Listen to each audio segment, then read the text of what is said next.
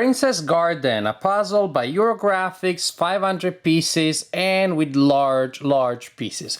This is a little easier, a little less demanding than most of the puzzles that I usually solve, but it was an interesting subject. It was a fun subject. You can see, do we have a princess? I assume that's her, although who knows? Unicorns can be princesses too. Doesn't that happen in some cartoons? I assume she's the princess in the garden talking to a dragon or the statue of a dragon, but then she's talking to statues, I don't know.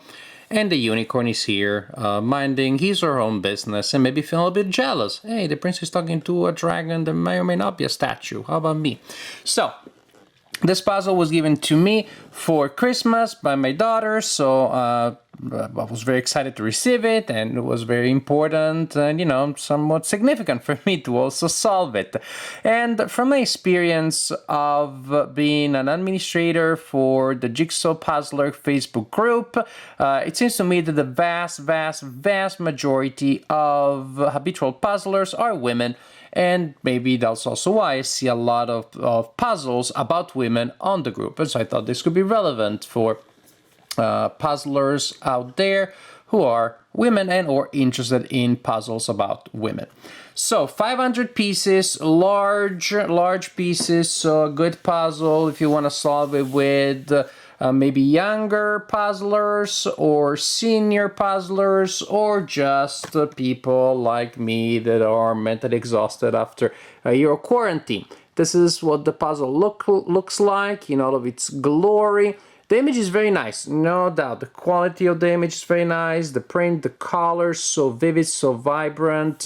Pretty glossy, as you can see from the reflection here, but not too much. I've solved other puzzles where the gloss was so ridiculous that you could barely see the pieces for the gloss. As for the cut, there are some unusual shapes. There are a lot of pieces that are what I call 3 out, 1 in for obvious reasons, but what's unusual is a lot of those 3 out, 1 in have these sort of like spiky edges here. Instead of that edge being usually straight or somewhat straight, you have a lot of pieces that look like that. And there's one there, and there's another one there, and really all over up there, all over the place. It's just weird. Not a big deal, just makes this puzzle a little more unique, I guess. But also, I don't find these pieces here particularly pleasing, because ultimately, once you solve the puzzle, you see the image and you see the grid, which is kind of the point. Otherwise, I would just buy a poster. And I just don't find those to make a particularly, I don't know, pleasing grid. From the point of view of the production, again, the image is very nice.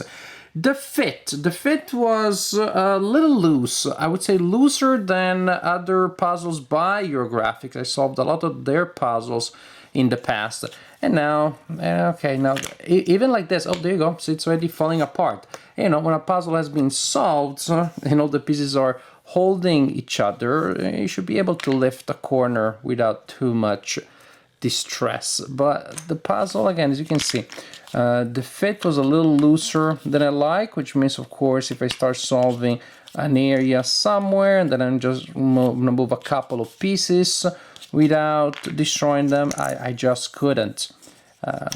And so that was a little bit disappointing. The production in that sense is a little of lower quality than most other puzzles by Eurographics that I solved in the past. See, but I'm showing it, I'm not making it up. I was just trying to move a group of 5 pieces together and they fall apart. So there is that to take into account. Thin, I don't know if it's my impression, they feel a little thinner than other puzzles by Eurographics, but maybe that's just my impression. The overall size is very similar to a Eurographic 1000, again, precisely because individual pieces are much larger than the usual pieces by Eurographics. As for solving the puzzle, again, with the exception of the annoyance that you won't really be able to move groups of pieces around without them falling apart, The puzzle was not particularly challenging. As you can see, there are several areas that are easy to distinguish from one another, from the pattern of the dress of the princess, the background, of course, very clear. When you see something that looks like a blobby gray, you know it's the dragon or the statue, the unicorn.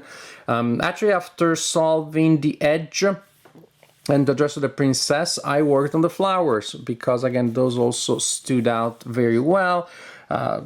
When you have repeated motifs such as, say, the butterflies, in truth, they are different enough and you can tell which butterfly is which bird is which.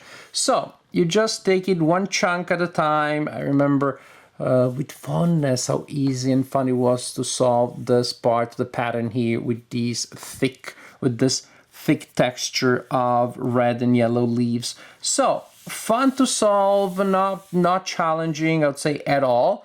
And so maybe if all the puzzles you solved in the past were like 100, 200, this could be the next step up. But again, for most people out there that are usual puzzlers, this is going to be an interesting diversion, definitely a puzzle that you can easily solve in a single evening, in a couple of hours, and then you put it back in the box and you don't have to worry about it. And again, a puzzle that you can use to introduce maybe casual puzzlers or young puzzlers or senior puzzlers or exhausted puzzlers to the puzzling hobby. So Princess Garden, simple, easy, entertaining, nice image, some minor problems with the production here and there, but overall a good puzzle.